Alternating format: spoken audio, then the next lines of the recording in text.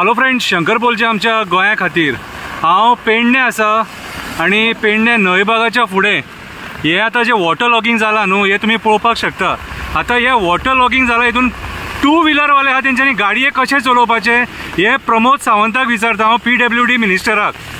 आतां म्हाका एक सांग, टू व्हिलर वाल्यान कशे गाडये चलोवपाचे हितून कितें? सो आयज काळाची गरज आहा। तुका आमी परत परत सांगला, ही जी हायवे आहा टील पत्रादेवी कोलवाळच्यान हांगा मॅक्झिमम वॉटर लॉगिंग जाता आनी जे टू व्हिलर वाले आपले सकाळचे कामाक वयता न्हू तेंकां त्रास जाता। पळय कशे टू व्हिलर वाले वयता ते।